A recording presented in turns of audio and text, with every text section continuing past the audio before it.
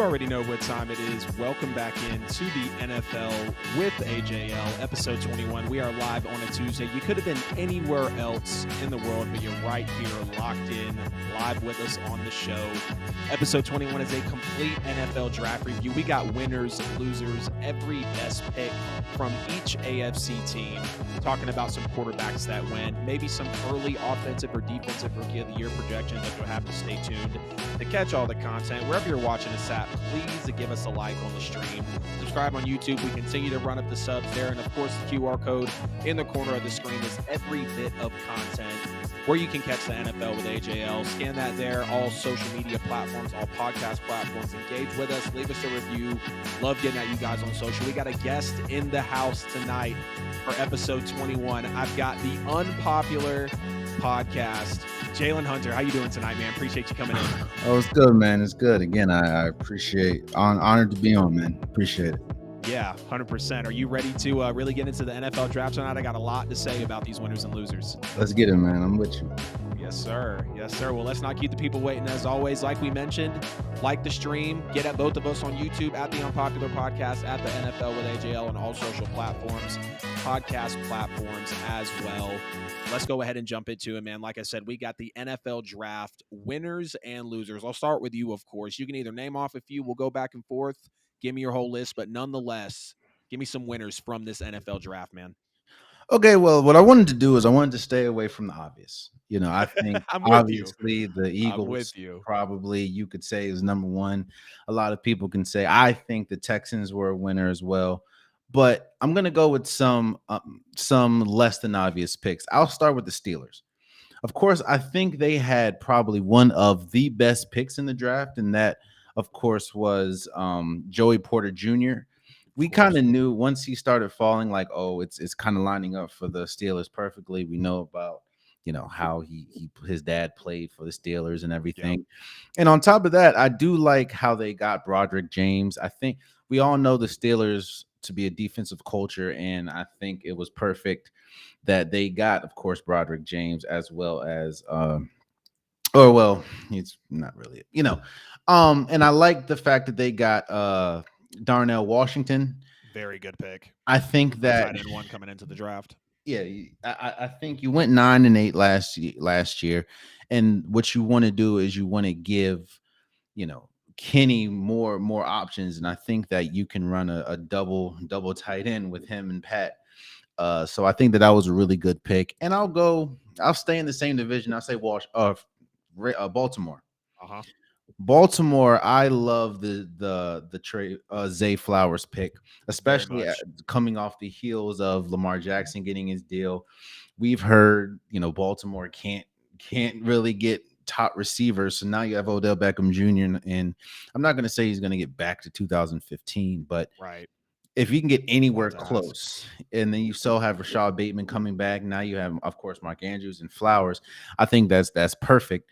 And I think one of the sleeper picks of the draft, and it could be sneaky good, was Andrew Voorhees. Yeah, he was a good one in the 7th round. Yeah, now, yes, he is coming off, he's recovering from ACL, but if he pops and if he becomes the player that, of course, Baltimore wants him to be, he's good. He was good enough before the injury to be a first-round pick. Right. So to get him at 7th, I think that was you know, major steal. That was major steal. So right now, outside of the obvious, the two winners that I'll say, because of course we'll probably go back and forth, but the two winners I'll start with is Pittsburgh and Baltimore. There we go. Yeah, definitely good ones there, and a couple that I had on my list as well. Of course, you mentioned the Eagles, the Texans, the Steelers, all the main ones. Trenton Simpson to the Ravens as well. That was actually my best linebacker in the draft, so thought that was a pretty good pickup as well. Mm-hmm. I didn't know I would say this until I actually dug into everything, but I think the Seattle Seahawks are a winner from this draft. I think Witherspoon's a little bit of a reach at 5, but I mentioned that was kind of a Pete Carroll pick. Mm-hmm. I love JSN. He kind of feels like a very young Tyler Lockett, very similar play style. Zach Charbonnet in the draft. I know some might ask ask why would they do that with a Kenneth Walker, but the NFL is a league where you need 2 running backs, and it might not need to be 2 high-powered elite running backs, and I don't think that's where Carbonet is going to come in. But with Kenneth Walker really being RB1, I think Carbonet is really going to help out in that backfield. And then they took Kenny McIntosh out of Georgia as well, just a little more insurance on that offensive side of the ball and with the running game as well. Some people have been mentioning the Cardinals, whether you're looking at the Paris Johnson pick, BJ Ojolari, which was great value, or Owen Papo, one of the higher-rated linebackers out of Auburn. I was definitely agreeing with that. When I looked into the Jags draft class as well, I think they stole Anton Harrison as a top O lineman. Yeah, they get a top 5 he was running my back. top O line. Yeah. Yeah, the fact that he fell to 27, I thought maybe the Steelers would come in and pick him, maybe one of the more offensive lineman needy teams, but nonetheless, he does fall, and that feels like a major steal for them. Tank Bigsby out of Auburn was a top 5 running back I had coming into this class, a top 5 corner as well, and I think Antonio Johnson it was. And then you've also got a lot of value in Miller, the linebacker, and then Strange, the tight end as well. The Bengals get Miles Murphy to fall to them, and I know it's a lot of teams that I'm coming at here, but I really sat coming into the show and I was like, I really want to get a hold of this NFL draft because last year's was good, but I felt like this year's definitely presented a lot of talent. And I've seen a lot of people talking about there's a ton of winners. Did anyone really blow the draft? A lot more winners than losers here. And I just got a lot of respect for the teams that I'm going through here. DJ Turner, Jordan Battle both go to the Bengals as well, along with Miles Murphy. You got top 3 players at each position, defensive end, safety, and corner, respectively. Of course, you talked about the Ravens. Love Zay Flowers. OBJ is going to be interesting. Not really sure about how that's going to play out, but nonetheless, they do bring him in. It wasn't overpay. I called the Dalton Kincaid pick as well to the Bills. They're going to be another winner. Yeah.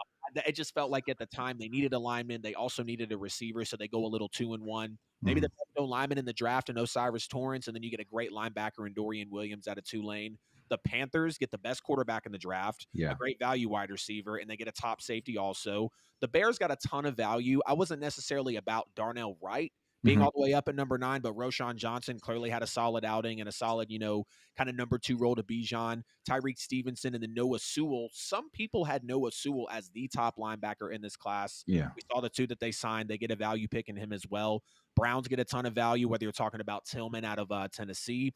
DeJuan Jones was a major faller to the Browns. I thought he was really going to go day 1 pick for sure. When day 2 came around and then he fell out of that, I believe, seeing DeJuan Jones go there, the center out of Ohio State as well, Luke Weipler, the Broncos.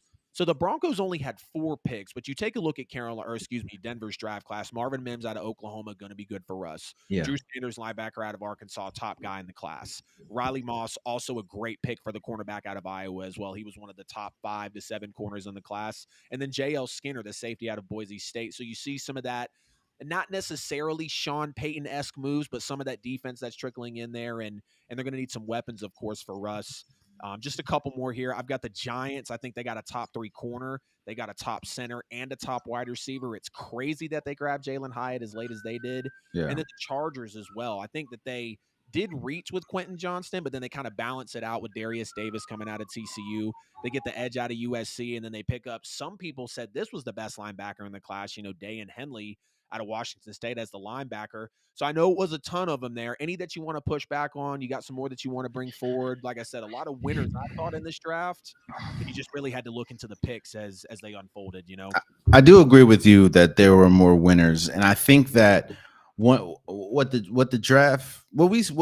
I noticed is teams built smart. Usually you see a lot of teams, they'll just pick the best players, but that's why you saw a lot of people fall. They built what their team needed. I don't remember if you said this, but I think the Patriots were a winner as well. Let me say, winner as far as their first pick. I do like Christian Gonzalez, especially under Bill Belichick and that system. And they arguably, and they didn't get him in the 3rd round, but they arguably got the best kicker in the draft, and we know kind of how they struggled with. So I agree a lot. I think the Cincinnati Bengals was a big winner as well. I do like the Giants draft, and I mean, if we want to go obvious, I like the Eagles. I think the Eagles blew it out the park. Well, we'll probably talk about a little later, but the Eagles are just doing everything right. Yep. And I think Howie Roseman truly working that magic. Yeah, I think Mina Kimes said it best. It's crazy how a team that just went to the Super Bowl also won the draft. Yep. getting Jalen Carter, getting Yep. Nolan Smith. Crazy. It's and Nolan. Man, it's to me what you're seeing is teams are separating from the pack. Yeah. While yes, there was a lot more winners and losers, teams are separating from the pack, and a lot of my list is yours too. But I think the one that stand out the most, outside of course the Eagles and the Texans, I was I'm not too sure if there's much separation between CJ Stroud and Bryce Young. So There's I did not. think that it was really good. I know a lot of people were kind of getting on the Texans, seeing as that you're a rebuilding team and you traded Right. as much as you trade to get the third pick, but Yeah. or third and fourth pick. Yep. Oh no, I'm sorry, second and third. But you get arguably the best quarterback in the draft, and you get Yep. arguably the best defensive player in the draft. And 100%. They did get the best defensive player for sure. You could argue the Texans got the first and second best player in the draft. yeah. And there were a lot of big boards out there that supported that. I think they were both both top 5 players. So Mhm. you can't really deny what they've done. Or if you want to take a lot of the defensive end or defensive lineman presence over a quarterback in the draft, then I get that too. But the Texans, yeah, they absolutely went crazy. So did you know, with the way that the trade worked out, apparently, that because of course the Cardinals could be slated to be very bad next year. The Texans could be a Mhm. bad team as well. The Cardinals can very well have the first and second pick in the NFL draft, just walking in next year without even having to move for a trade and anything. That's And I said incredible. it. The Texans, they traded a 1, a 2, and a 3 Mhm. to move up and get Will Anderson. And to me, that's worth it. You get maybe the best player, my best player in the draft, and Mhm. clearly a top 2, top 3 player to everyone. And a 2-time defensive player of the year in the SEC from Alabama as well. So it's kind of however you look at it. But yeah, the Texans, they pulled a fast one. They shocked the hell Yeah. out of me on draft night. That is the last thing I expect. And I don't know if anyone saw the team that picked at 2 to move right up to 3 and take another great I'm player. not gonna lie to you. I thought my TV was messed up. I'm like, didn't they Right. just pick? Like, I was like, what, am I Yeah. missing something here? And then Right. once they went through the details, it makes sense. I of course, I like everyone else was high on Will Anderson. I had him second. I think Jalen Carter was probably the best one in my opinion. If Yeah. outside of course the off the field issues and everything, Yep. I think he could arguably, if there wasn't, if we Bryce Young wasn't in the draft, if Right. CJ Stroud, I think he was good enough to be a top 2 or 3 pick. So Oh, definitely. the fact that he just fell to a 9 was just mind blowing to me. Yep. But yeah, a lot of my list is yours too. I did, of course, Steelers, Ravens. I like the Patriots. Some of the Patriots picks were big steals in my opinion, especially. And when we talk about losers, we'll get there. But Yeah. yeah, a lot of my winners were on your list too, so I agree wholeheartedly with you. Yeah. Yeah. It's like I said, it was a really good, I feel like, just value positional draft for a lot of people. Like, yes, it feels like realistically, and it might sound weird to say this, just about everybody got a pretty good blue chip player. There were some questionable reaches, there were some questionable picks and whatnot. And as the draft went on, you were like, wow, that guy's falling, this guy's falling, he's going there, they're going here. And just watching how everything played out, it definitely took a couple hours to dig into. But when you just realize how many winners there actually were in the NFL draft, it is absolutely crazy. Going to hit a quick break here, and then we'll get into the losers of the 2023 NFL draft. This has been episode 21 of the NFL with AJL. I've got Jalen Hunter here from the Unpopular podcast on the show tonight. Appreciate him coming in. Make sure to get at him on all social media platforms. The same for the show as well. Like the stream, subscribe to both of us, check out both of us on podcast platforms, engage with us on social. We love to get at you guys and just really be able to build the sports podcasting community. Now, like I mentioned, we're going to get into these losers of the 2023 NFL draft. Go ahead and hit me with them. All right, let me get on my soapbox for a second. I'm here for it. Fortunately and unfortunately, I am a Washington fan. I'm from the Washington area. Hey, I respect that though. Um, You see the jersey I got? People are like, bro, yeah, you don't want to switch teams. I'm like, no, no, dog, I'm good. We went from I'm, bags to a I'm, ring. I'm fine. yeah, I'm born and raised there, man. But when to me, when you go, we just talked about you can tell the direction that a lot of teams are going in after the draft. I think I I'll just say it. After the draft, I don't know the direction that Washington's going in. Right. You commit to Sam Howell, whether you believe he's the top guy or not. If you're going to do that, especially when outside of Terry McLaurin and Logan Thomas, who's getting older, there's not too many A+ skill positions. Yeah. So when you go into the draft and there was a lot of good tight ends on the board. This was a tight end heavy draft. There was a lot of great wide receivers. Couple of teams took 2 tight ends. I'm like, whoa, some questionable ones too. But I'm looking at Washington like, okay, if I understand that Washington needed cornerback position, they needed cornerback hell badly. Right. But you get your first pick at the 16th pick is Emmanuel Forbes. Now, don't get me wrong, Emmanuel Forbes is good. But look who goes right after him. But look who goes. That's why I talked. Look who went right after him. You had the number 1 corner on everyone's board goes directly after him, and he was the number 3 or 4 on most people's boards. So it was like, what are you doing? And then on top, this is also coming off the news that they're not going to pick up Chase Young's 5th-year option, or so. So it's just like, I don't understand the direction. I leave with more questions after the draft for Washington than I do with any team. Also, another person on my list are the Jets. Yeah, I think the Jets focus on positions. Right, the Jets focus on positions that they didn't need to focus on. Exactly, team positions they already had. And it's like I understand, strength in numbers, Golden State, but it doesn't. You especially when you have Aaron Rodgers, you want to boast your offense so that there's no wiggle room. There's no, especially with a quarterback that's getting older. I mean, that's old in age. Right. You want some sure things. And yes, you have Garrett Wilson. Yes, you have Alan Lazard that came. But like I said, this was a tight end heavy draft. I feel like they should have got a tight end or at least one of the tight ends or at least one of the wide receivers. Yeah, JSN to the Jets would have looked really, really nice next to Garrett Wilson. I think looking at San Francisco, man, they feel the same way. It doesn't really make sense when we talk about some of the decisions that they made, especially with the whole kicker thing. I mean, we've seen it not work before. In fact, I haven't seen a successful kicker go high. That just, again, there was more questions, especially with the fact of, okay, yes, you can argue that the 49ers are the best team in football as far as roster wise, of course, but there's still questions with the quarterback position, and there's still questions with some, the offensive line and stuff. So I just don't feel like they really addressed what they needed to address when they could have, because there was still great people on the board. Yep.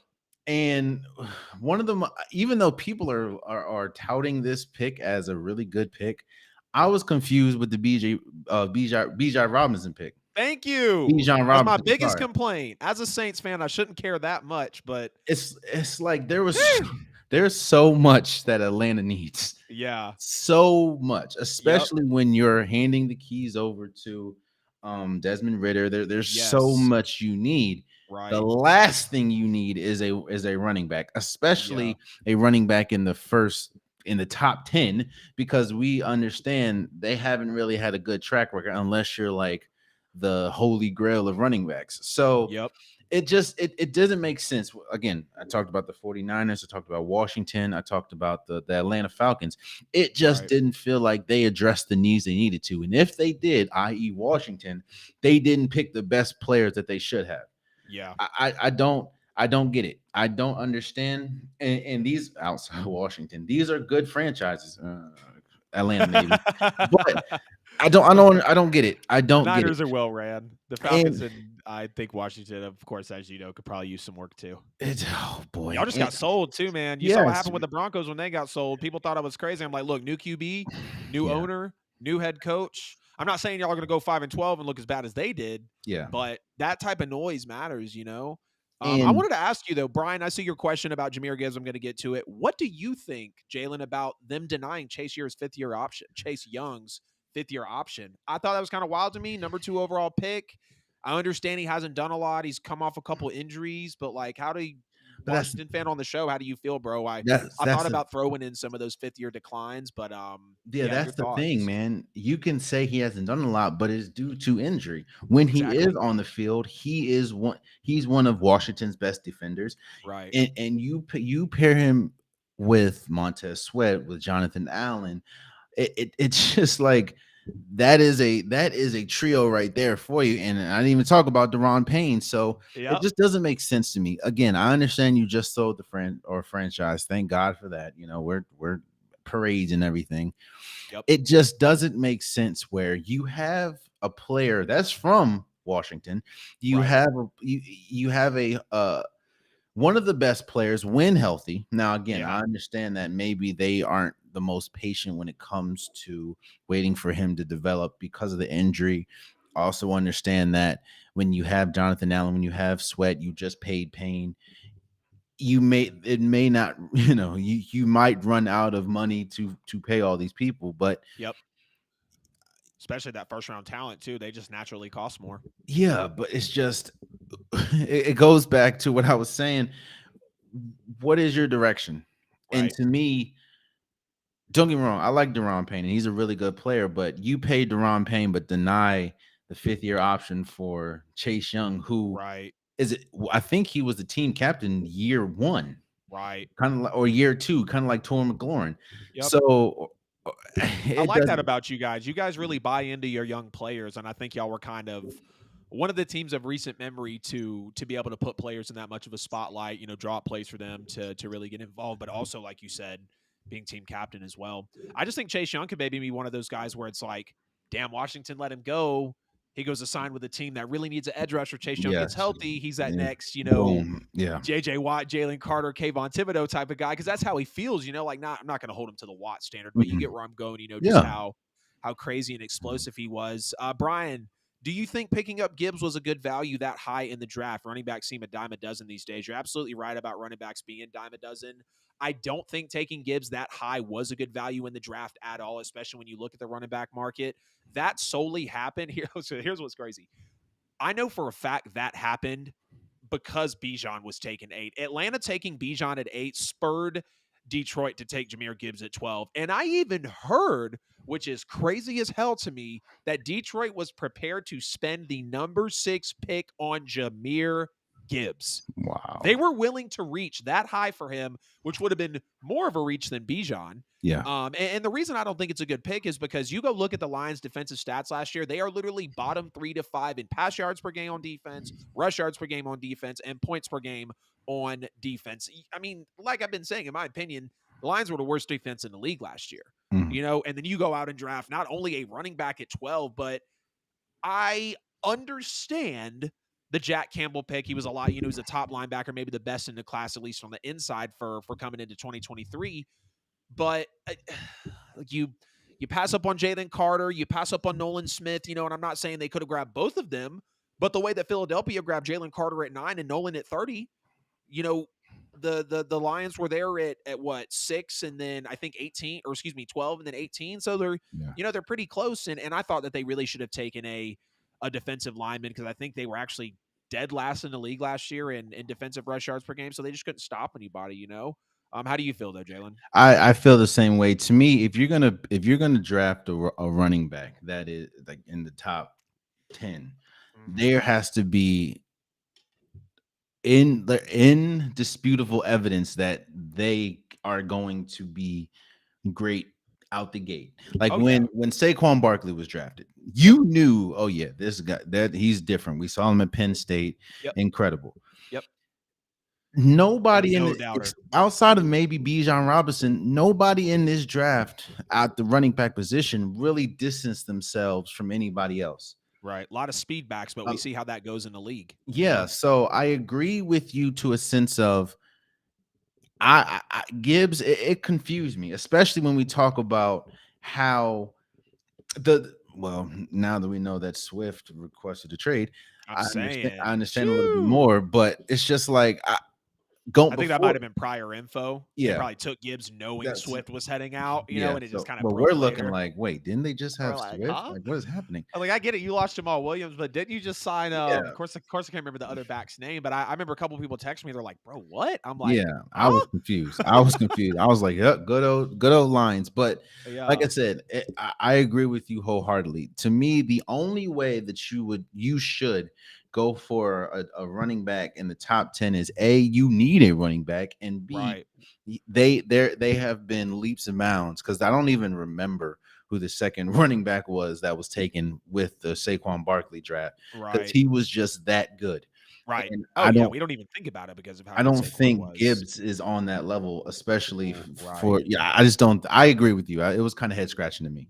Yeah, dang, you had just said something that was going to make me get on a point there. But yeah, we've seen the speed backs and some of these guys in the draft. A Shane was looking good, Gibbs was looking good, but they weren't Bijan. And you see Bijan say as well, like, oh yeah, I'm hoping me getting taken this high is kind of a new trend, and that's just unfortunately not the thing.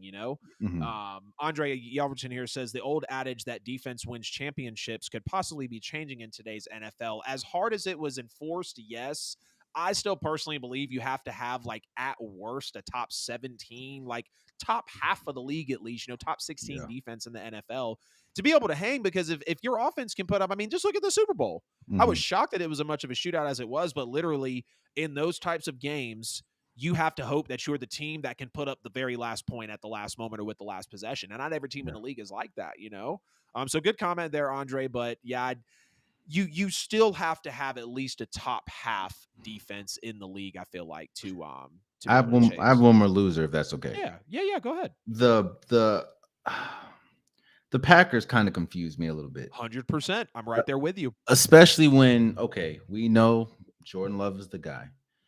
And in my opinion, when you have a young quarterback, or a quarterback that is finally getting his first starts, or like the team is his, Yep. you want to build or put the best players around him, especially, so why not go for one of the top running wide receivers? Yep. I understand, even though I wouldn't do it, I'd understand more if maybe a Green Bay took Bijan Robinson.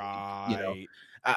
it just, to me, unless you just have supreme faith that Jordan Love is going to be the next Aaron Rodgers, Yeah. I think it's a running joke at this point, where I think it's like a running gag that the Green Bay Packers are not going to take an offensive skilled player with In the their first round. in the first round. I think at Nope. this point they're just running along with it, because this was, again, Yep. multiple tight ends, multiple great tight ends this draft, Yep. and you go defense again. So it's just like, okay, I understand the defense was a problem last year, Right. but to me, your main focus should be, all right, we just gave the keys to a team that the person that owned this car has owned it for a good amount of years now. Yep. We gave it to a new user. We should try our best to fit him with everything he needs. And I just don't feel like they addressed much of any of of needs that would help Jordan Love matriculate. Right. Right. No, I know exactly what you mean. And, even if the Packers would have traded back from 13, or maybe have grabbed, a JSN at that point in the draft, which 13 kind of would have been high for a receiver, but that's why I'm saying trade back, or if they would have taken it that high. Don't necessarily think Bijan because of Aaron Jones, but I get what you're saying, bringing in that really high value player that can just immediately provide, day one as a rookie coming into there. Of course, you mentioned the Falcons reaching with Bijan. That's going to be a loser for me. I've said a ton about that. Like you just mentioned, the Packers, even with them taking Van Ness at 13, I think Yeah. that's a reach taking him that high. Again, you're still looking at Nolan Smith. You're still looking at Miles Murphy. You're still looking at a couple of other, defensive players in this draft that they could have taken over him. They Yeah. take two tight ends, and I don't think either one of those really was going to be a top producer or one of the top rated tight ends in the league, Yeah. or rather in the class. They take Jaden Reed over Jalen Hyatt, what was just a little confusing to me. The Yeah. Patriots you mentioned, you said they might have been a winner. I think they're a loser. I really only like the Christian Gonzalez and kind of the Keyshawn Boutte pick. But you Mhm. look at, there was minimal offense taken in this draft. A lot of offensive linemen. They have quarterback questions. Is it going to be Bailey Zappi? Is it going to be Mac Jones? Yeah. They take Mac Jones mid first round, which shocks me. There's kind of the rumors about what is he really going to be. Comes out and wins, pretty good amount of games, makes some playoffs in his rookie year. Now we're having major questions, and we're having a questionable draft from the Patriots. You got on your soapbox about Washington, so I'm going to ironically get on my soapbox about the Saints because they were a loser from this draft for me. Now, I've seen a lot of people out there, right? And as a fan, I've always wanted to take the positives away from my team. And I think we filled some positional needs. I think we got some decent value in this draft. Mm-hmm. But the last 3 years for the Saints draft just hasn't felt like we've actually taken the right or the best player at that time. Yeah. And you look at some of the players over the last few years, after that, 2016 through 2018 draft class, I'm kind of struggling to find someone that's consistently contributed and been a good draft pick, whether where they were taken or we took that player over another need that we had. So let's get into the damage. They take Brian Bresee over Nolan Smith. We just lost Caden Ellis, so I think bringing in Nolan Smith would have been amazing. And of course, he goes shortly after us. I wanted to get Miles Murphy. He goes before us to the Bengals. I think the running back pick was a little too early. I do agree that we needed a running back. Kendre Miller, he actually can fly. He's only 20 years old. He really wanted to be with the Saints. So that pick wasn't bad, but I would have liked again to see maybe another player or another position of need a little earlier. Like I mentioned, I don't really care for the running back market right now. I respect a lot of the talent that's in the market, but we see the paydays dwindling down. Isaiah Foskey was taken over BJ Ojolari. Give me 1 second, man. No problem. Hey girl, you good? My dog, every episode, it's like a ritual. She always sleeps in here when I do my show. Like, she will not be in here. Gotcha. And she'll have bad dreams sometimes. So I feel bad to let her lay there. Give me just 1 second. No problem.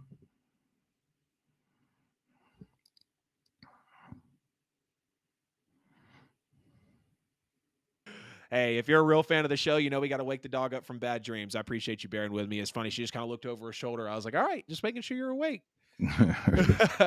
But yeah, Brian Bresee over Nolan Smith. I think he was running back a little too early. Isaiah Foskey over BJ Ojolari. And again, BJ Ojolari goes right after Isaiah Foskey. Foskey seems like a good player. He had, I think, 14 tackles for loss, 11 sacks. He's Notre Dame's all-time sack leader. Mm-hmm. So he is a good player. But again, my complaint with the Saints is I feel like there's better players out there. Yeah. And when we take a look back at how we took a Peyton Turner, how we potentially took a Trevor Penning, how we've taken these receivers on, or not receivers, but players on day 2 and day 3, and they don't necessarily pan out. And even sometimes for these first-round picks, A.T. Perry is actually a pretty good pick, I won't lie, because he was rated a lot higher on some boards. He was a top 90, top 100 pick. He goes in the 6th round to the Saints. Yeah. I would have liked to see us take maybe a better receiver in a Jalen Hyatt or some other guys that were available earlier. Again, we passed on Jalen Hyatt multiple times. The Jake Haener pick, the quarterback out of Fresno State. So this is literally why he got picked. He was a Saints fan when he was a kid. There was a picture of him circulating where he was wearing a Reggie Bush a Reggie Bush jersey when he was a kid. Mm-hmm. He wore number 9 in college, just like Drew Brees. He's under 6 foot, essentially, just like Drew Brees was. The last quarterback to come out of Fresno State was Derek Carr, who was now the starter for the New Orleans Saints and was also essentially brought in under Dennis Allen. Mm-hmm. Dennis Allen brings in Jake Haener. And people might call me crazy. Stetson Bennett was a back-to-back national champion for a reason. He stepped up in both SEC title games and both national championship games to deliver for Georgia. So call me crazy. A lot of people are raving about it, but I would have much rather seen Stetson Bennett over Jake Haener. And then we take Saldiveri from Old Dominion over a couple of other offensive linemen as well. The Saints do draft solid in the trenches, and we've seen them go to smaller schools and scout some of that talent. But nonetheless, again, I just feel like there were other players that we could have taken that were ahead of us. Like for Nick Saldiveri, I'm pretty sure DeJuan Jones was still out there. I know the Saints might not have needed a center, but Luke Weipler was still out there. Mm-hmm. A.T. Perry being in the 6th round, I feel like Jalen Hyatt was up there, really fell past the Giants a couple times, and they finally get him. I would have rather had Stetson over Jake Haener. I would have rather had Nolan Smith. So again, we filled needs, but it's players that I would have rather had over these other ones. I don't know. Maybe I'm being too picky. Maybe it's been the 13 years since the Super Bowl. Get in the comments and let me know what y'all think. The Jets, of course, like you mentioned, the defense was already good, and they take Will McDonald way early. I would have loved to see JSN, Christian Gonzalez, maybe even Nolan Smith as well. And I know I keep bringing up the same players, but to know that these teams picked early, and we saw these teams trade back or even trade up to get them and basically fall into perfect place for them. Mm-hmm. I just, don't necessarily agree with it. Only 2 offensive players. The center was a nice pick. The Lions were one that I kind of wanted to I wanted to make them a winner because here's why they could have been, right? They took the best safety in the class, Brian Branch. Yeah. Jahmyr Gibbs, some argue he's a top, he was the second best running back in the class. Jack Campbell was a top linebacker, if not the best linebacker in the class. And then Sam Laporta was a project, but he was a top 3, top 4, tight end. So essentially the Lions are going in and they're like, okay, we could go in with our first 4 picks, and respectively, you can argue we're getting top 2 to 3 players at every position. Yeah. Love Brian Branch. I think Hendon Hooker falls into a great spot and has a lot of upside. We'll get into that a little bit later. But Jahmyr Gibbs over a defensive player as the worst defense in the league. Don't agree with that. Jack Campbell over other defensive linemen, again, as the worst defense, the worst rush defense in the league. Don't agree with that. Sam Laporta over Michael Mayer. Don't necessarily agree with that either. But either way, we got into a lot of these teams. The Commanders are going to be one as well. Eric Bieniemy is your new OC. You take one offensive player with a ton of defense when again the defense is already very good. The Bucs, I feel like, outside of quarterback, for sure, roster right now, defense is good. You take mostly defense with a late wide receiver and tight end as your only offensive picks. You mentioned the Niners. They take a kicker in the 3rd round, 2 tight ends as well.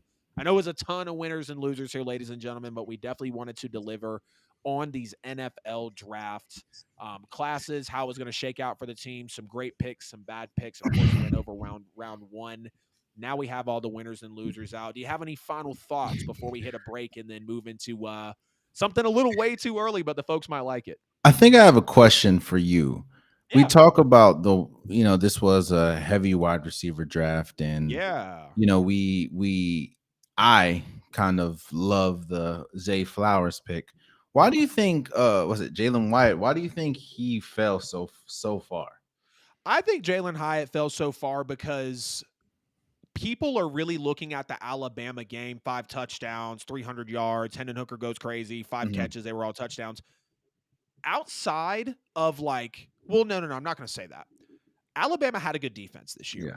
And they're still sending players to the draft, but it isn't the type of defense that we've seen over the last few years. So a very cookie cutter, very, not, I don't know if pro style is like ironically geared towards college or the actual leagues, but kind of the cookie cutter college offense that Tennessee is in. People just might not have really been buying into that. If you take away the 5 touchdowns and I think the 300 something yards for Jalen Hyatt, he's still got a good season, about 1,200 yards and 10 touchdowns.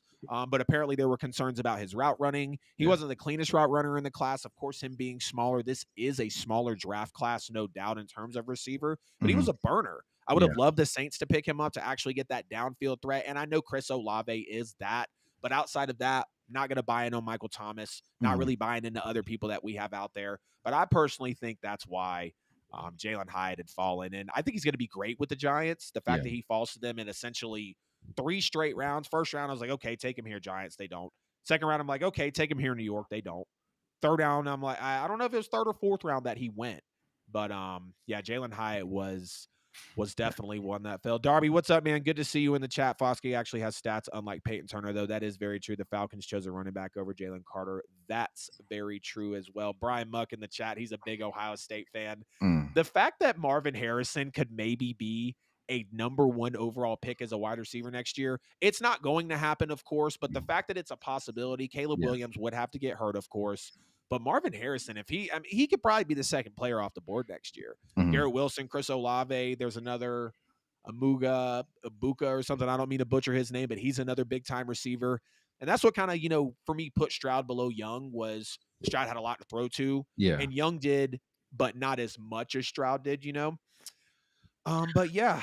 I also think I think next year, I know we're looking way ahead, but I think next year is kind of over. They keep saying next year is the generational draft for quarterbacks. Right. Outside of one player, I don't really know if I trust Drake May like that. Right. I think this was the draft, even though I don't think there's still big question marks with Bryce Young and all the quarterbacks, and I'm sure we're talking about Will Levis in a second. I don't know, man. Outside of Caleb Williams, he can only go to one player. I don't really see. And even Caleb Williams, we saw at USC, he had some incredible moments, but he also had some, he's still young moments. Yep. So we'll see how it is. But I just think if you were to get a quarterback, you had a better pick of the litter this year than you would have next year outside of one quarterback. So yeah, it was a little, I don't know how next year is going to be. I don't know if I trust Drake May as much as a lot of people, in my opinion. Right. Caleb Williams is far and away that guy. Some are saying he's like a refined Mahomes, and I'm like, let's Or pump the refined, bro. brake. Right. I'm like, Mahomes is pretty raw. So you're Yeah. basically saying, like, of course, Mahomes wasn't good in college, but you know how people twist the words and just kind of play Yeah. wordsmith with stuff. I'm like, let's slow down. I get it. He's a Heisman winner, Mm-hmm. but a lot depends on where he lands. Who's going to be quarterback needy? Like, we don't know about trades. Yeah. It's going to be definitely going to be weird this year. But like we have been mentioning, ladies and gentlemen, this is episode 21 of the NFL with AJL. I've got Jalen Hunter here. I almost called you Jalen Carter. That's funny. Got Jalen Hunter here. That would be a really different conversation, right? I've got Jalen Hunter here from the Unpopular Sports Podcast on with us tonight, going over all the NFL draft. Ton of review, talking about quarterbacks. Make sure to like the stream wherever you're watching. Please subscribe on YouTube. Y'all have definitely been running it up on the numbers for us. Do the same for Jalen on the Unpopular Podcast as well. The QR code on his side of the street. Scan that for every bit of content from the NFL with AJL. Engage with us on social. Comments, stories, DMs, you name it. I want to be there to see you guys. And also leave us a review on podcast platforms as well.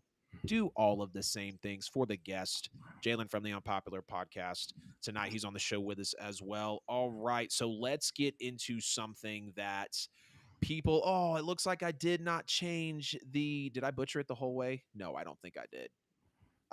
I just butchered it right here, but it's all good. So the graphic at the bottom is wrong. That is not the draft winners and losers from the upcoming Super Bowl. So I'll just kind of zoom this in. We're going to be talking about a post-draft Super Bowl matchup prediction. Doesn't have to be anything in depth. If it's real quick, that's totally fine. The draft sometimes doesn't change a lot of what's going on for the top, contending teams, but there was a lot of good drafts with a lot of good teams after the NFL draft. So post NFL draft, what would be your Super Bowl matchup?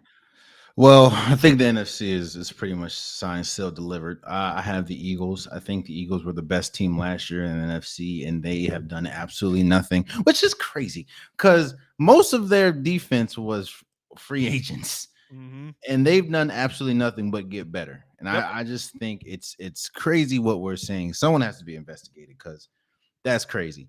So I think the NFC is locked. Yeah. To me, it's not just what happened in the draft.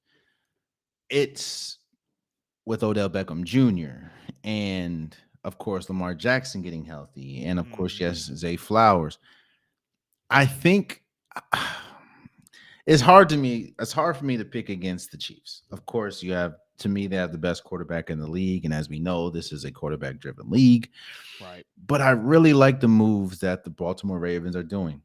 And I kind of harken back to, the emergence of Josh Allen once he got a number one receiver in Stephon Diggs, or, the emergence of Patrick Mahomes once he got Tyreek Hill and Travis Kelce. Yep, walking in with Andy Reid and all that. Yeah, you look at Joe Burrow with Chase Young, or is it not Chase Young? It's Jamar Chase. Jamar Chase. I'm sorry, Jamar Chase and T. Higgins.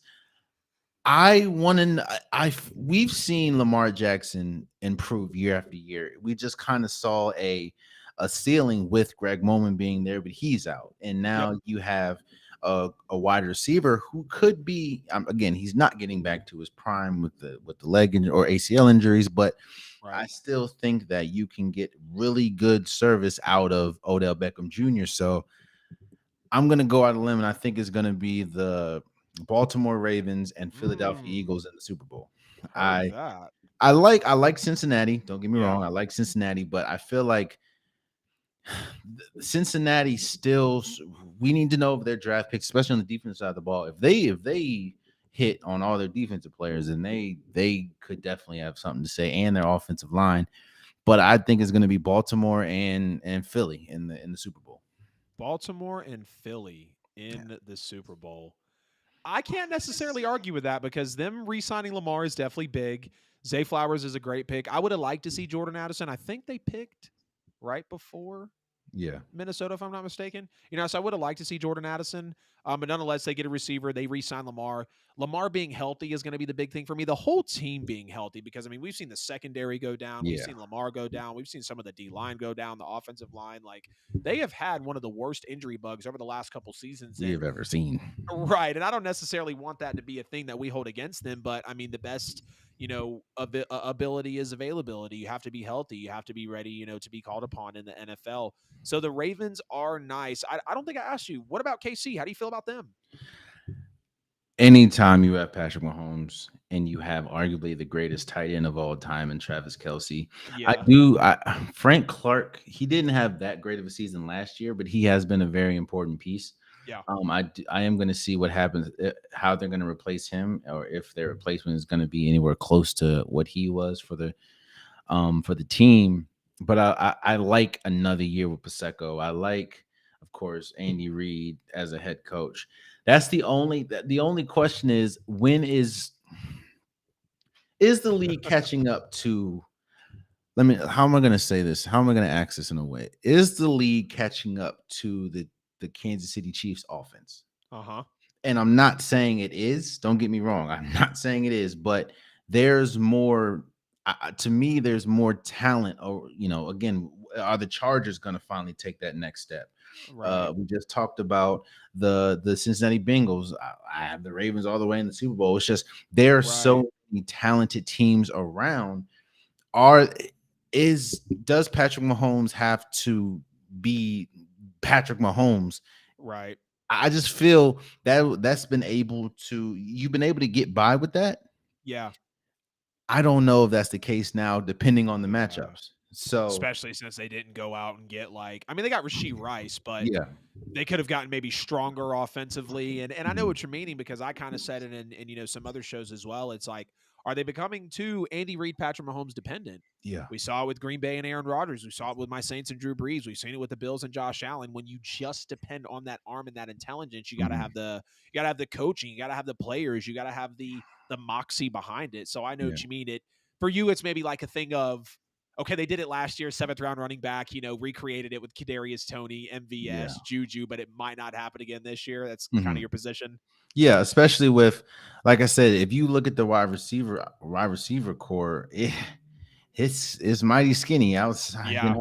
and it's a lot of people that, while yes, they were able to get it done last year, but McCall Hardman's gone, Juju Smith-Schuster is gone. I think Miko's going to pop with the Jets, and when I he think does, so too. I can't wait to tell everybody, because he was great at Georgia. Yeah, I know he wasn't really able to grasp the routes well, but I don't think he was really utilized like that. I just don't think he was really involved. Yeah, I just don't think he really got his fair share of snaps or his plays. and So that's the problem that you see. Nobody really talks about. They say more talent is great, but when you're there's a such thing as too talented.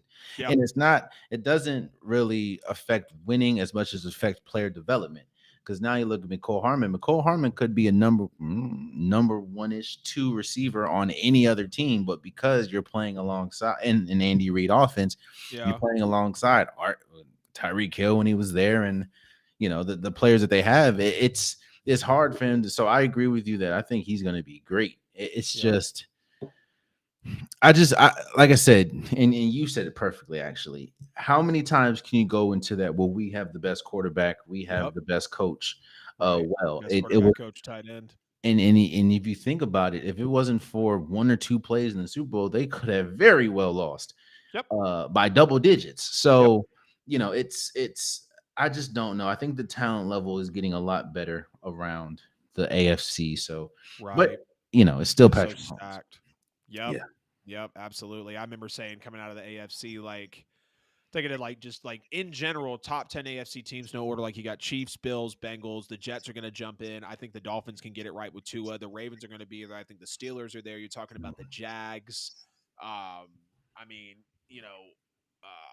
hell, there's a couple of other teams I'm missing out on, but I mean, and even just then, it's like knowing that all of those teams could really make a run. The Browns are one that I left out as well. Like, people are, acting like Deshaun Watson just disappeared. I get it. He was out of the league for a while and he had a lot of off-field stuff, But Deshaun Watson is still one of the better young quarterbacks that we've seen in recent years in the NFL. So say all that to say the AFC is very loaded, and I get what you mean. It just could be somebody else's turn necessarily to get in there for the AFC.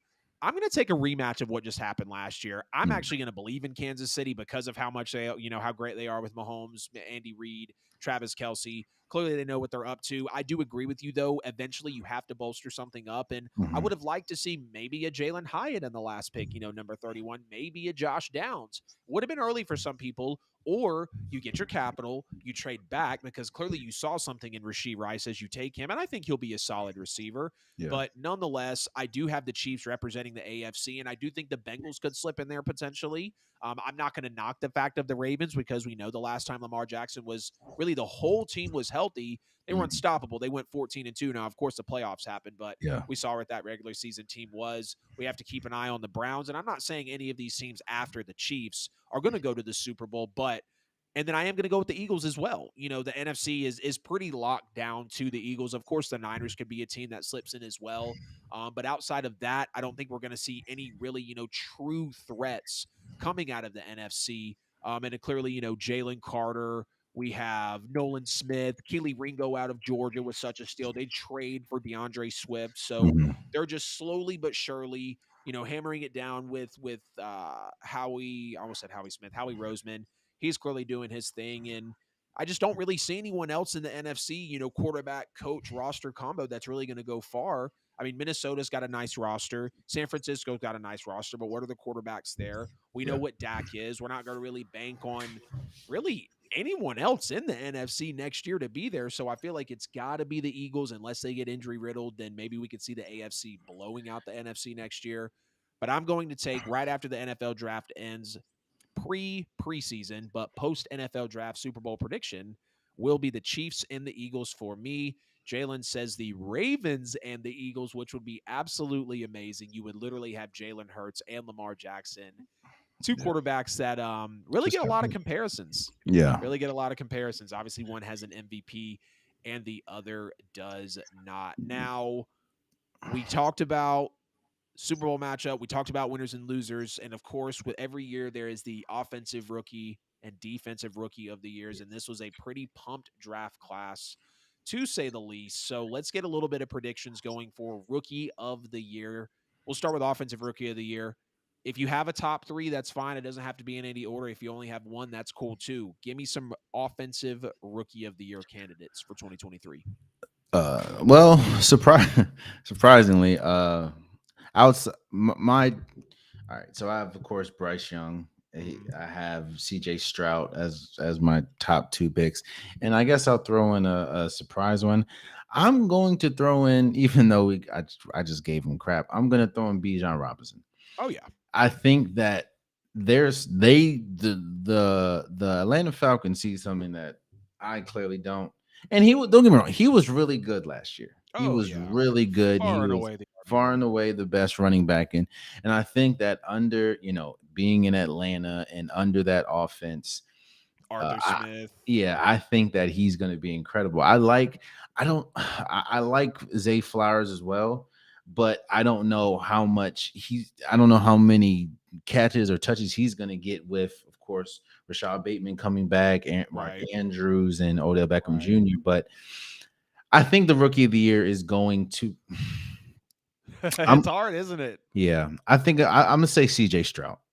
I think CJ Stroud. I think they're gonna be. I think with the pick of CJ Stroud and Will Anderson, I think they're going to be better than they were, a lot better than they were last year. Of course. And I think Bryce Young still has more to work with around him, obviously, with the Carolina Panthers than CJ Stroud. And I just have CJ Stroud. I think he's better than. I think it's very marginal, but I would say he's probably more of a skilled talent than a Bryce Young. He just wish Bryce Young had so much around him. So I'll say CJ Stroud, my offensive rookie of the year. My defensive rookie of the year, to me, I'm gonna go with Jalen Carter. I think he's going to be a huge factor for the Eagles at day one. Again, if it wasn't for the off the field issues, I probably would have had Jalen Carter as the number one defensive player, and the fact that you're going to a team that you're going to be needed and your services are going to be huge as far as their trajectory to try to get back and ultimately win a Super Bowl. I think Jalen Carter is going to show why he should have been the number one defensive player, and he was good enough, honestly, to be the number one overall pick for a good time. So I have CJ Stroud as my offensive rookie of the year, and I have Jalen Carter for my defensive rookie of the year. I'm with it, man. I'm not going to be mad about that at all. CJ Stroud. I think Bryce does have the better skill set, but CJ is bigger, and that's why some people are wanting to take CJ over him. And then, of course, you mentioned the defensive rookie of the year as well in Jalen Carter. Those are those are two players that are definitely going to perform very heavily next year right off the rip for their teams. And I'm excited to watch a lot of these rookies next year. Top 3 offensive rookie of the year candidates for me for 2023. First one's going to be Bryce Young, which I feel like is obvious. Best quarterback in the draft, in my opinion. I did like CJ better because of the height and weight, of course, but Bryce's ability to really create something out of nothing looked great. Him coming in with the Panthers, he's clearly going to be the starter. I am a little worried being under. No, he's actually not. Okay, let me scratch that. I was like, I am a little worried him being under what's it called, Matt Rule, but clearly he's not with Matt Rule. He is with Frank Reich, so they're going to have that new connection there because, of course, Matt Rule wasn't really doing anything great for the Panthers offense, and I would hate to see a big time player like Bryce Young, go over there and not be able to contribute. You mentioned Bijan Robinson as well. No question. You look at Arthur Smith, head coach for the Falcons, was the former OC for the Titans, ran the hell out of Derrick Henry, got really Derrick Henry on the map. Of course, he was picked and then really put to work when Arthur Smith was in that offensive coordinator position. So with Bijan this year, if he's got 12, 13, 1,400 rushing yards as a rookie, couple hundred carries coming out of the backfield, catching passes as well, a lot of involvement, would not be a shock, and that's definitely going to give him a chance to win that offensive rookie of the year. One for me, I'm going to say Jordan Addison. That was my best wide receiver coming in. Definitely felt like a Stephon Diggs type of guy, very technical, will route you up, maybe a little bit on that Justin Jefferson type of vibe as well, which is clearly going to be his teammate. Jordan Addison, I think, is a great player coming into this draft. The season at Pitt alone could have made you take him in the draft, but of course he transfers after being the best receiver in the nation, going over playing with Caleb Williams and still blowing it up as well. Didn't test too great at the combine, which made him fall a little bit. But I think if he would have been the first receiver off the board at 20, or if one of were to win in the top 10 or top 12, I wouldn't have had a problem with it being Jordan Addison. Defensive rookie of the year, top candidates here for me. First one's going to be Will Anderson. I believe that will be the defensive rookie of the year. Going back to offensive rookie, I believe it's going to be Bryce. I really do. But if not, it's going to be Bijan. I think it's a lock right here for Will Anderson, though, of course, unless something happens with an injury or whatnot. That was my best player in the draft. A lot of speed, a lot of strength that he's going to provide there for Houston. Of course, going at that number 3 overall pick. We can't say enough about Will Anderson. Best edge rusher, best player in the draft, immediate day one contributor. Christian Gonzalez being inside that New England Patriots vibe, or not vibe, but being inside that New England Patriots system, having the Bill Belichick coaching at his advantage, rather, being taken later in the draft might kind of put that chip on his shoulders to really make him ball out as a rookie. But he's in a good system. Belichick's going to get a lot out of him, and insane athlete in this class as well. You mentioned Jalen Carter. I will agree, but I'd like to throw another one up there and possibly go Nolan Smith. I really think by the middle of the season or towards the end of his rookie year, he will be moved into a linebacker position. I think he fell to 30 insanely because he was only, 6'2", only, 225, 230 pounds. So not big for a defensive end. But when you're running a sub 4.4, you can drop back into coverage, which I think he'll only get better at. And you can play that linebacker position and be multifaceted. I think Nolan Smith's going to have a lot of highlights and just really maybe the most opportunity, considering how versatile he can be in being on that Philadelphia defense, to actually take home the defensive rookie of the year. Want to check the chat a little bit. I know we got some folks coming in. Brian Muck says Smith and Jigba and Will Anderson for offensive and defensive rookie of the year. Okay, JSN with Geno Smith thrown to him. I can respect that. JSN kind of being that Tyler Lockett type player. Will Anderson, I'm right there with you. He likes Stroud as well, so he's going to double up with your offensive rookie of the year pick as well. Andre, I see you in the chat as well. How about them Aggies? All 3 eligible draft picks were taken. 2 of them came to Florida. That is true. definitely agree. This one deserves a screen. Shame on the Falcons for not picking Antonio Johnson. Don't know if it's a real shame or not, but he was a good player. I think he went to the Panthers, if I'm not mistaken. Mm-hmm. So that was very good as well. And then, of course, Andre, we know offense sells tickets, simply put. Yes, but you want to see that offense be able to get backed up by some defense in the NFL. So your teams aren't having to go out there and just necessarily put up 35, 30, 40 points a game. But yes, those are the offensive and defensive rookie of the year predictions. Y'all get in the comments. Let us know what you think. Who do you have for your offensive and defensive rookie of the year? Give us your list. Do you agree with what you're saying, or excuse me, with what we're saying here on the show? Now, we did have some quarterbacks taken later on in the NFL draft by the names of Will Levis, second pick of the second round. Hendon Hooker goes in the third round, I believe, and then Stetson Bennett is a fourth round quarterback, if I'm not mistaken. Of course, I could have gotten more solid on that, but nonetheless, we know that they were day 2 and 3 quarterback picks. So, Jalen, I'll start with you. Will Levis to the Titans. Do you like the fit? How do you feel about Will Levis going here to the Titans in the second round? I think the Titans have always been one of those teams where it's, even though, yes, you've had Derrick Henry, it's really is is the quarterback going to be able to maintain? Right. And I kind of feel bad for Will Levis when every single time somebody got picked, the camera just kept cutting to him. I know. Still not you. 1.2%. Yeah. 2.2%. They were doing him so damn dirty with those terrible. percentages. But I do think it was. I think it was tough outside of like the top few teams. It would have been tough for him to be drafted, which is another reason why I have Washington as a loser, because I don't know if you trust Sam Howell. Is Sam Howell that much better than Will Levis? I don't know. Right. I'm there with you. But I do think that it is an okay pick, because even if he comes in, depending on if they keep Derrick Henry or not, he's not going to be the main focus.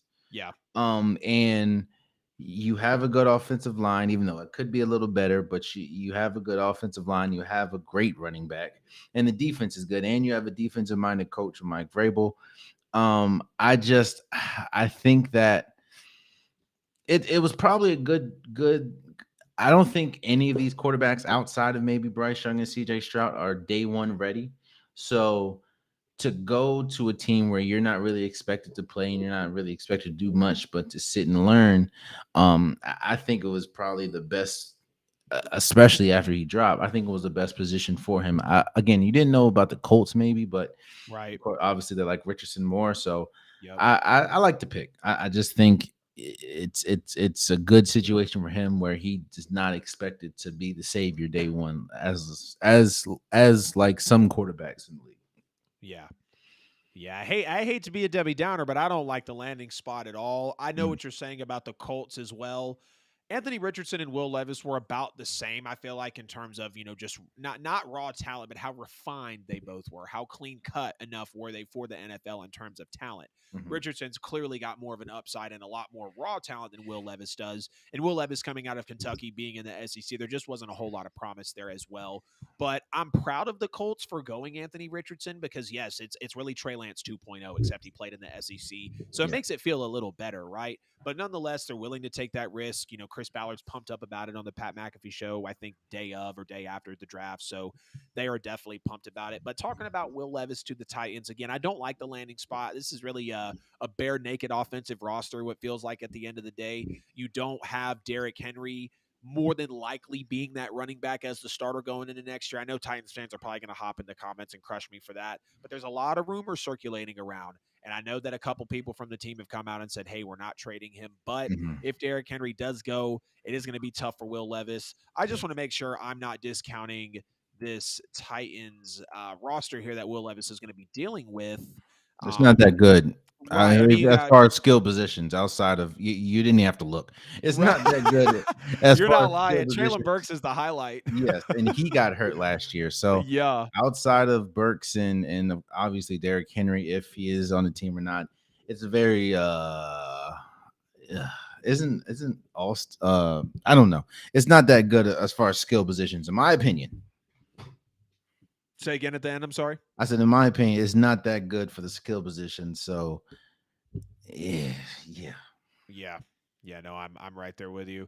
Brian said, good pick. We're going to get to oh, actually, he's talking about it right now. I thought he was talking about Hendon Hooker. Brian goes, good pick for Tennessee. That low for value. He has talent. Agreed. Sit and learn, but has the arm to play if needed. He does have the arm, but Will Levis and some of his like his judgment, his character, people were talking about that, the way he was kind of, flexing and showing off before the draft. And I don't think that's a major red flag. But when you talk about being the face of a franchise, of a quarterback needy team, a multi-billion-dollar business, they're going to want to see that maturity. Will Levis doesn't have the most talent, really, in my opinion, in the draft. I think Hendon Hooker is just straight up more talented than him. I think Anthony Richardson is clearly more talented than him. Obviously, Bryce Young and CJ Stroud are as well. And I'd maybe even go the distance and say Stetson Bennett is, and not because I'm a Georgia fan, but because of the fact that we watched him step up in multiple games when he was needed, making NFL throws. Now, yes, of course, he had NFL level talent at his disposal.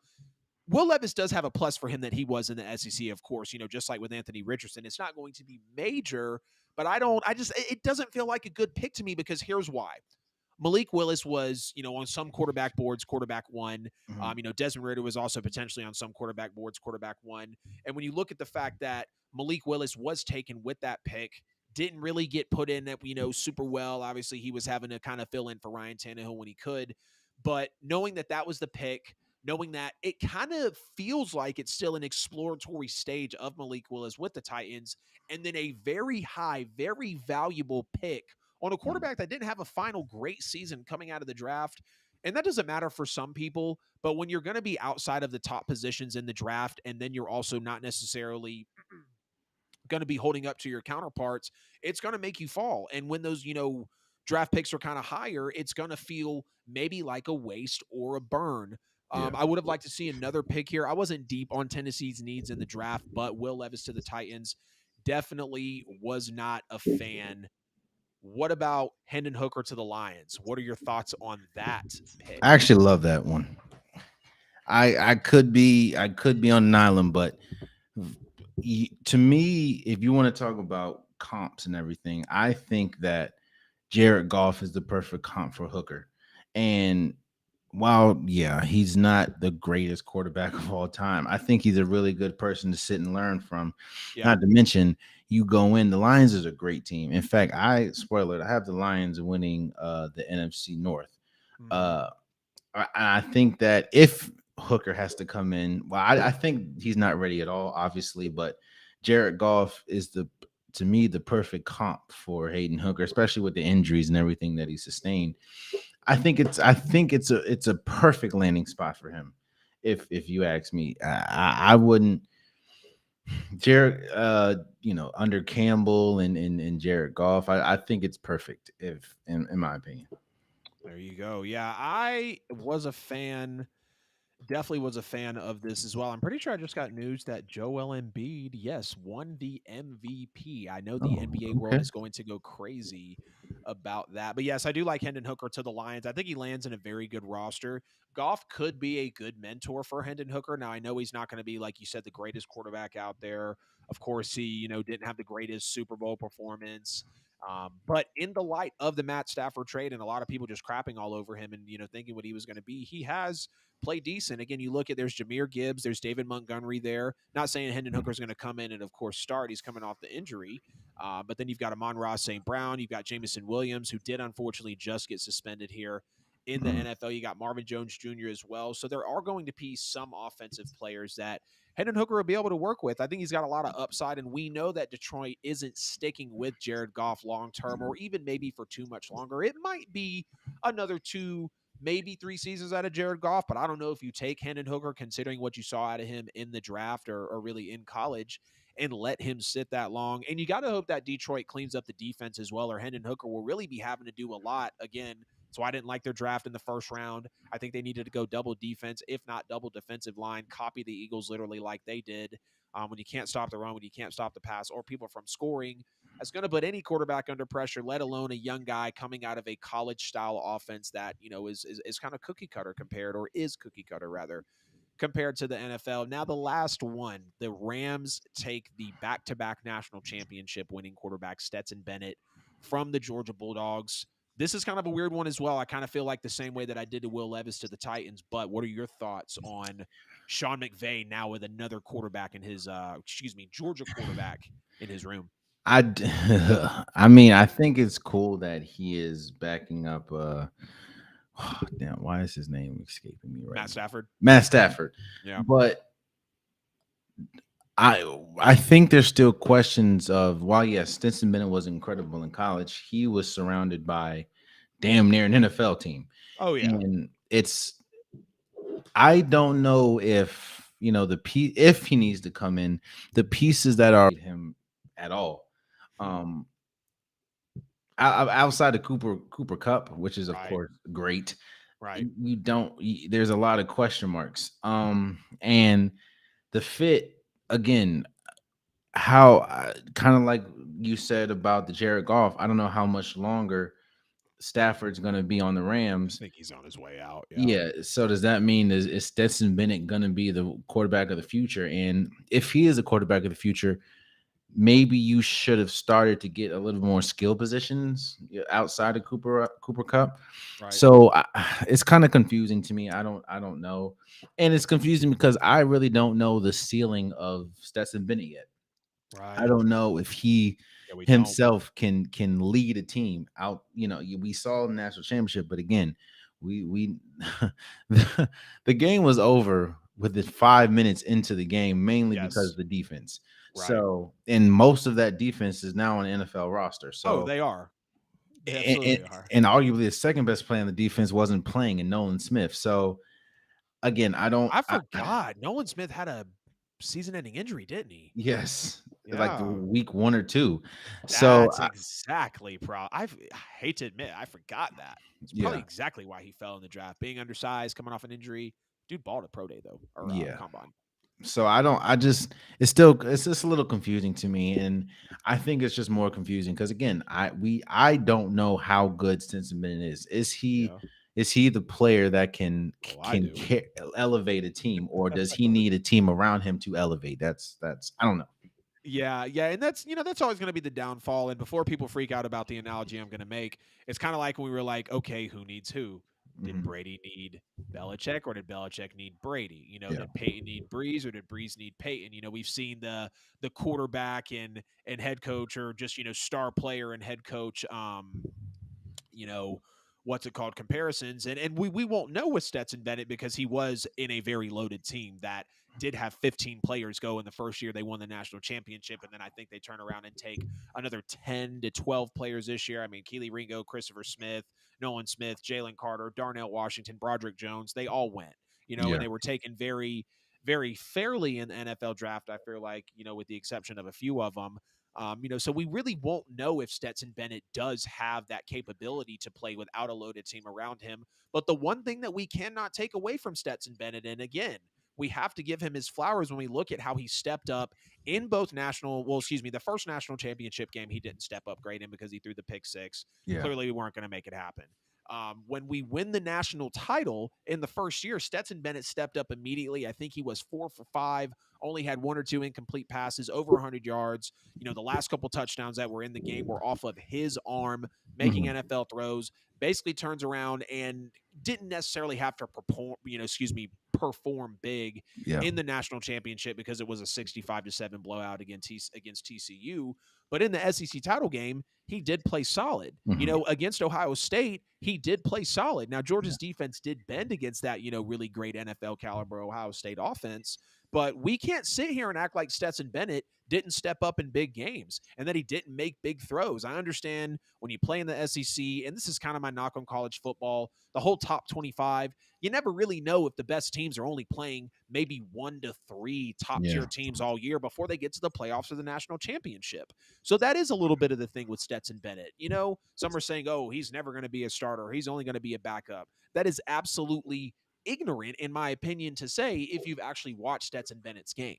So I think Stetson Bennett going to the Rams here, it's a decent landing spot. Of course, I just gave him his flowers talking about everything he did. Matt Stafford, Stetson Bennett, both Georgia quarterbacks. So maybe the front office and Sean McVay kind of saw something. Stetson is that older quarterback. He does get, kind of clowned on.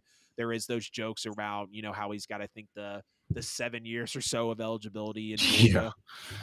But nonetheless, he was a big time quarterback when he needed to be, and he stepped up and played well. And he's not going to be dealing with a lot of good offensive players, and the defense is kind of dwindling. So maybe it's the very beginning of a rebuild, and Stetson Bennett's going to be here to see everything unfold. Going to take another quick break here, and then we'll get into this last segment of the show. This is episode 21 of the NFL with AJL. I've got Jalen Hunter here. I almost called you Jalen Carter again. Oh man. I've got Jalen Hunter here from the Unpopular Sports Podcast here on episode 21 with us tonight. We're going over all of the NFL draft winners, losers, quarterbacks that were taken late, and we're about to get into another segment here on the show. Make sure to like the stream, subscribe to both of us on YouTube, get at both of us on social media, on all podcast platforms. Of course, the QR code on Jalen's side of the screen will give you every bit of the NFL with AJL content. Engage with us on social media. Please leave us a review on podcast platforms and do all of the same things for the special guests that we have in the studio tonight. I want to make sure I get to a couple of these chats before we get on into the next segment. So Brian is saying, not seeing his athleticism being enough in the NFL to make up for his size to see the field and get down and get the ball downfield. He was a great college QB. I know exactly what you mean with that, Brian, because Stetson Bennett, I think, does come in at about 5'11", 175, 180. I mean, it's really like a shorter Jordan Addison at quarterback in terms of just measurables and everything. So that is going to be a concern for sure. And unless he has that true game-breaking, speed or game-changing play style, which I will say, unfortunately, Stetson doesn't have that, it could be a little bit of a drawback. And okay, cool. Just making sure I was getting into the chat there. But now we're going to talk about every AFC team's best pick. And this can be kind of a quick hitter. I was looking for it to be a quick hitter, but of course, if you got an explanation as to why you put a player there, then that is totally fine. We'll start with the AFC North. It doesn't have to be their first round pick. It could be any pick they had in the draft. Give me your best pick for the Ravens. I mean, I think it's very easy to go with Zay Flowers, but I'm gonna go with Trenton Simpson. Hey. I think that was the best pick. Now, if he hits, I would say Andrew Voorhees, but again, there's still a lot of question marks there. But to me, Trenton Simpson was the best pick by far, outside of Zay Flowers, because where he was drafted and how he fell, and his impact on the defense side of the ball was huge for Clemson. Right. And I think that it's just going to be even more better on a Ravens team that thrives off the defensive side of the ball. So I'll say Trenton Simpson. Feel you there, man. I'm going to go Zay Flowers. Not mad about the Trenton Simpson pick. I feel like they're a little more set on the defensive side of the ball. They do need to be healthier. There's no question about that. But Zay Flowers having that impact, being a top receiver in the draft, re-signing Lamar, giving him a weapon, definitely got to be my best pick. Steelers. Now the Steelers, like I said, I'll probably go with Broderick James. No, I'm sorry. Joey Porter Jr. I think Joey Porter Jr. with the lineage to his family and how we know the Steelers and their defensive history and Mike Tomlin being a defensive coach, I think that it's the perfect fit for Joey Porter Jr. So I think that was their best pick. Joey Porter Jr. Not mad about that one either. He's going to be great. Wanted to lean that way, but I know they just brought Patrick Peterson in, who is a veteran, but he's still consistently one of the top corners in the league. So I'm going to go Darnell Washington, my tight end 1 in this draft, and the tight end coming out of Georgia. 6'7", he can block, he can run, he can catch, and if he truly just gets loose, he is literally unguardable at times. And is going to be a great force for the Steelers in the NFL. Bengals. So like I said, Bengals kind of ended up on our winners list. Mm-hmm. I think they kind of knocked the draft out the park, but I'll have to say Myles Murphy from Clemson at 28. Yep. Again, it defense was one of the biggest reasons why they didn't make it to the Super Bowl, and we know about the last play of the game, or the last actual play of the game, which kind of sealed it. I think getting someone that can have an impact right away on the side of the ball, that is their weakest point outside, of course, the offensive line. Yeah. I think that was probably the best one. So Myles Murphy. I'll double down right there with Miles Murphy being next to Trey Hendrickson, and just that that defensive line presence that they're looking to build there in Cincinnati, being one of the better teams in the NFL and in the AFC. I think they got to steal a Miles Murphy. Browns. I'm gonna go with their actual the fourth round pick, DeJuan Jones. Yep. I think we need to see. Last year, I mean, Quadras is kept. Deshaun Watson did not have a good season. Right. And we can say it's probably due to rust and as much time as he had off. And I think when you have DeJuan Jones, the offensive line out of Ohio State, when he was one of the best offensive linemen in college football, protecting Deshaun Watson, I think that's just going to add on to the development of Deshaun Watson to get back to where he has been. So I'm gonna go with what DeJuan Jones. Yes, sir. Absolutely. DeJuan Jones as well out of Oklahoma. He was a big faller. Or no. Is he out of Ohio State? Yes. I think he's out of I don't know. Why did I say Ohio State? I'm thinking of Anton Harrison. Yeah, gonna agree with you there. DeJuan Jones out of Ohio State would be the best pick for the Browns. On to the AFC South with go Texans. So it's Will Anderson. Will Anderson, to me, yes, I like CJ Stroud, but to get arguably or inarguably the best defensive player, drafting or trading up to get the best defensive player. And I think that he has a better shot to be an impact player day one with just his physical abilities than maybe CJ Stroud. I think that they knocked that one out the park. Getting and you even said it. He could have arguably been the number one overall pick in general if Bryce Young wasn't there. So I'll probably say Will Anderson.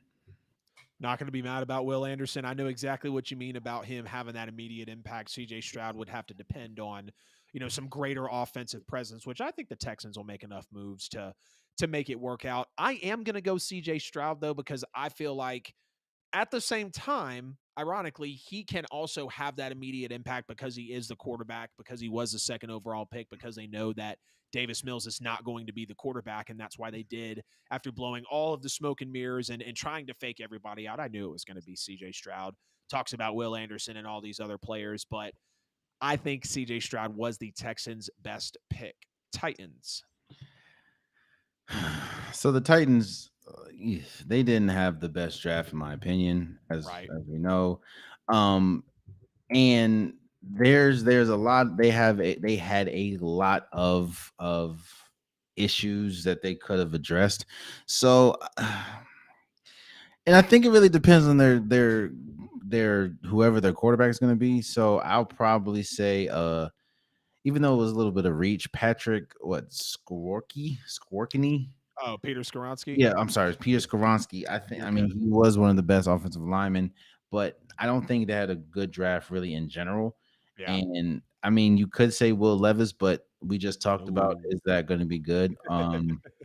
Or Josh White. I do like Josh White out of Cincinnati. That probably was number 2 for me, but okay. I'll probably go with Peter. Yeah, definitely Peter Skoronski as well. You see Taylor Lewan becoming a free agent. Really hate that because he was one of the top linemen in the league. Of course, they need to bring in someone to replace him. Going to have Will Levis needed to be protected. Derrick Henry needs to be able to bust through the line because there's clearly not a lot of offensive presence, if any, here with the Tennessee Titans. So I'm going to double down with Peter Skoronski. Here could be a controversial one for people. The Colts. I think it was Anthony Richardson. I think they have been looking for the quarterback of the future since Andrew Luck. Yeah. And while yes, I do think he is a raw talent, I think his ceiling is incredibly high if he refines his game, and you put, pairing him with Michael Pittman is huge. Right. And of course, Jonathan Taylor. So I think they got the third best quarterback in the draft. And I will say this. I think they got the third best quarterback in the draft, but to be completely honest, I think if we're talking about overall potential, they could have arguably got the best quarterback in the draft if he's able to tap in and spend the VC points that they can on him.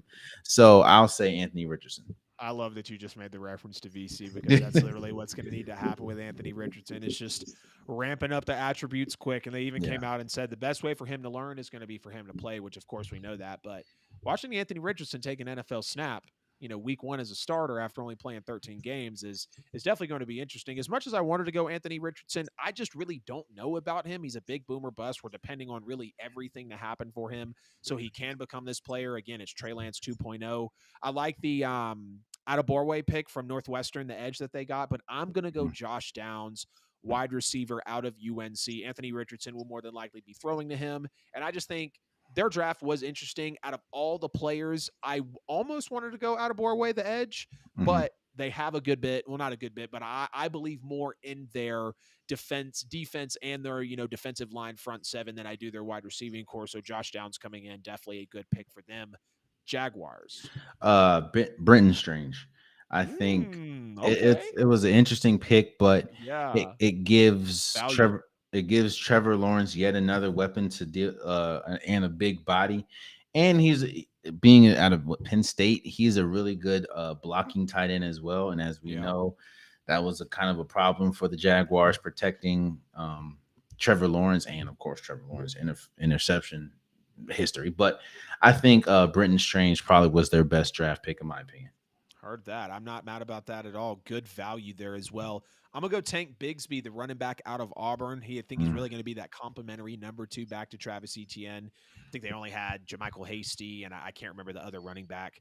If that's the correct team I'm thinking of, on the roster, I would say Anton Harrison, but the Jags had the 5th best O line last year in terms of sacks given up. So I'm going to go Tank Bigsby here. On to the AFC East. Just a few more teams to go. Buffalo Bills, best draft pick. So here's the thing about Buffalo. And before I do this, can I ask you a quick question about Buffalo? Yeah. What happens if they don't make it to, let's say, the AFC Championship this year? Would this be the time to essentially quote unquote blow it up? If in your opinion?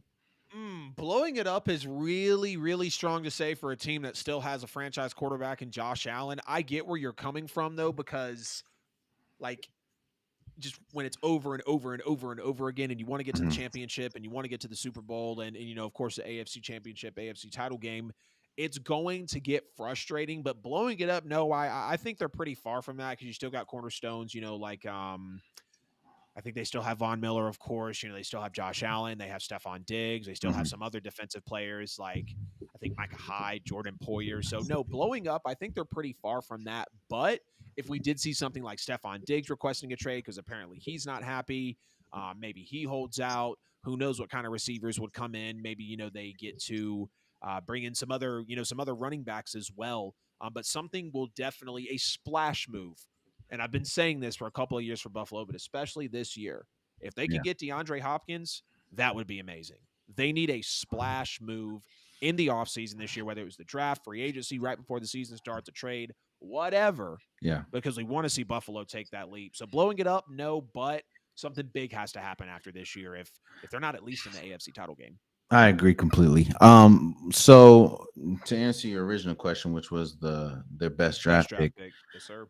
I was expecting them to go running back, but clearly they love Cooks, which is he did show flashes last year. Very solid out of Georgia too. I just think he needs to get more touches. They just need to decide who's going to be running back 1. Exactly. So I'm gonna have to go with Dalton Kincaid. Yeah. I think that he was arguably the best tight end in the draft. Yep. And him alongside of Dawson Knox. And he had, while he is a tight end by title, he has a lot of receiver qualities.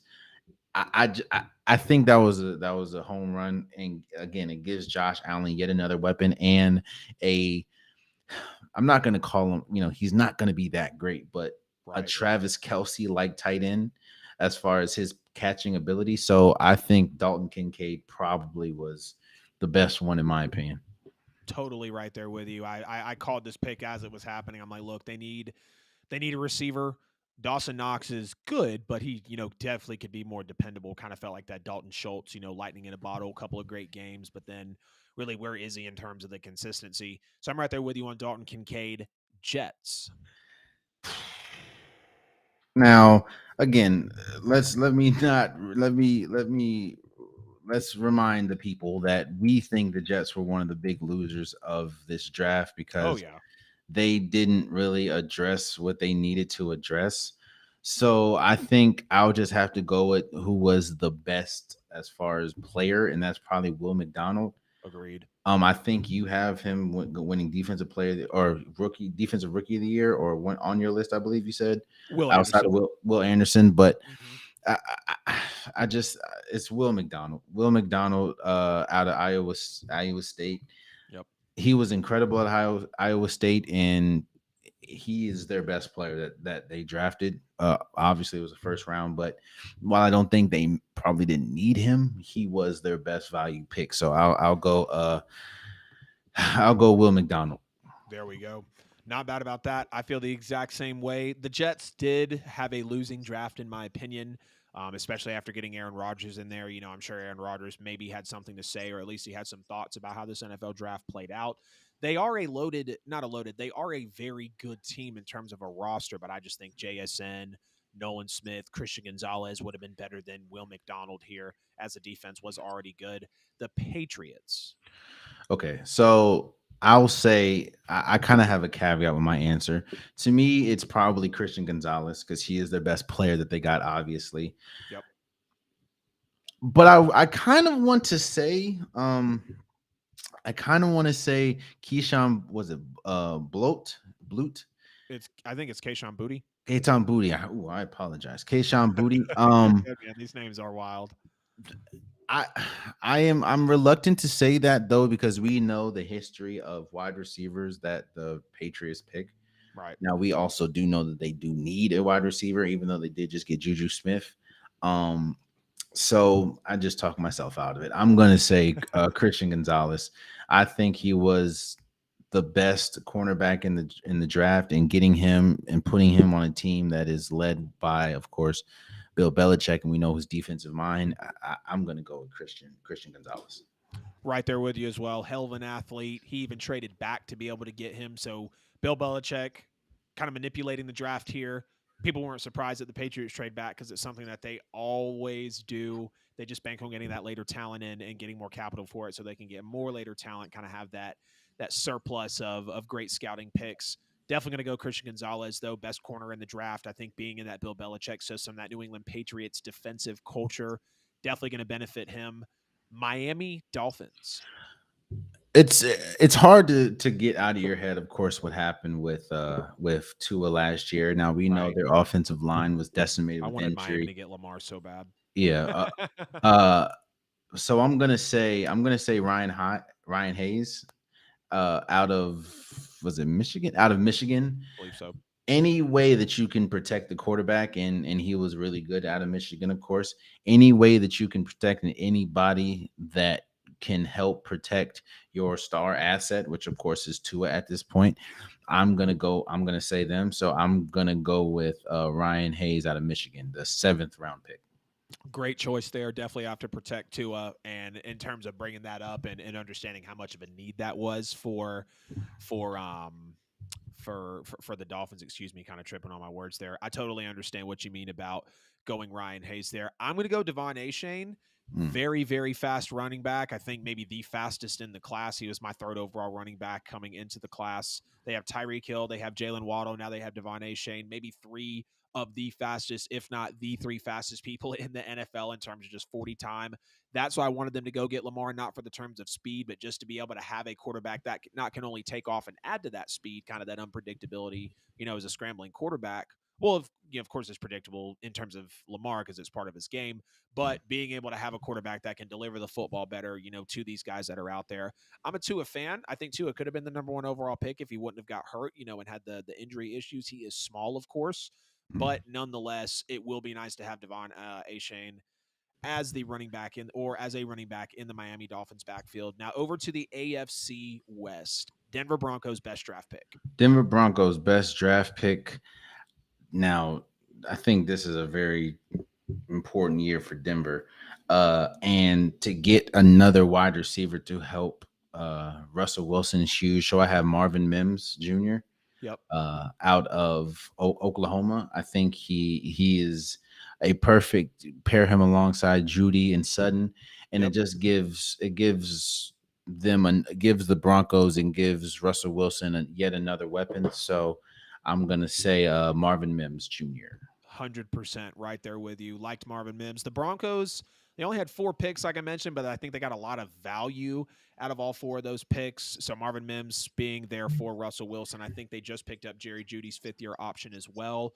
I'm a big believer in Sean Payton, a Sean Payton stan, if you will. I think he's really going to bring another element to Russell Wilson's game. Russell Wilson will also kind of bring another element to Sean Payton's coaching because he'll have that big player at his disposal. Los Angeles Chargers. Los Angeles Chargers. I'm going to go with. I'm gonna go with what's it? Tuli. Tuli Tuipulotu. Yeah, I think. Yeah. I mean, Chargers last year, their defense was decimated by injuries, of course. Yep. And I think that while yes, your offense is really good, and Justin Herbert, we're expecting him to take that leap. Well, he's already taken the leap, but expecting him to be better than he was last year. Right. I think defense is where you need to focus at because, like I said, Jackson got hurt last year. Matt got hurt everyone got hurt last. James. So I think Tuli is the best pick in my opinion. Hear you there, man. I'm gonna go Quentin Johnston, and as much as I wasn't a fan of the Quentin Johnston pick, I do feel like they've balanced it out with what was it, Darius Day? I can't remember, but the wide receiver Darius from TCU. I do think they balanced it out there with Quentin Johnston. And of course they have a couple of other value picks as well. But the Chargers taking Quentin Johnston, I would have liked them to go with another receiver. But when you look at everyone that they did pick up, I do believe that QJ was the Chargers' best player. Last 2 teams here before we get out of here for episode 21. Kansas City Chiefs best draft pick. I'm gonna go Rashee Rice. I think there's a lot of question marks with the wide receiver core for Kansas City right now. Yep. And while yes, you have Tony and he's really good, I do think after losing Harmon and losing Juju Smith-Schuster, you want to add another speedster and a very good wide receiver. So I'm going to go with Rashee Rice. Right there with you, Rashee Rice as well. I would have liked to seen other players taken over Rashee Rice here in terms of the Chiefs. Their draft was a little interesting as well. I didn't find too many players that popped off, the draft sheet or players that were really producing. I believe in that Kansas City front office, though. I believe in Andy Reid. Clearly, they've done the things that they've done in Kansas City. So Rashee Rice is going to be the best player there for me. Last one here, Las Vegas Raiders, best draft pick. Well, to me, it was either Tyree Wilson or Byron Young, but I'm gonna go with the better player in my opinion. So Tyree Wilson out of Texas Tech. Yep. We know that the Raiders' biggest problem for years now has been their defensive side of the ball, and while you have Max Crosby and Chandler Jones, I do think adding somebody with the speed and the physical domination that Tyree Wilson brings, I think that's just going to help the defense altogether, especially that front line. So I have Tyree Wilson. I'm a little shocked at that one, but the positional pick was good. I thought Tyree Wilson was a major reach at 7, and I think that's exactly why that the Eagles had traded up, because it's like, okay, Jalen Carter could go here at 7. No. The Falcons could take him at 8. No. We know the Bears aren't going to do it, but let's sweeten it up just a little bit to make sure we can move up and potentially grab the best player in the draft, and clearly a Georgia Bulldog. That's what the Eagles love. But I am going to go Michael Mayer, however you say it, the tight end for the Raiders. And I wasn't necessarily a big fan of the Raiders draft either. I do think they get maybe the best or at least the second best tight end here. Darren Waller gets out of town. They do need some, wide receivers that are or receivers rather that are going to be good, because Derek Carr has also left as well. Jimmy Garoppolo's coming in, so he's going to need some weapons, to be able to compete with this team. That is going to round out each AFC team's best draft picks for the 2023 NFL Draft. Don't worry, the NFC will be coming on Friday, episode 22, when we go live at 7 p.m. Eastern time. I'm going to go ahead and hit this outro music, man, and we'll get out of here.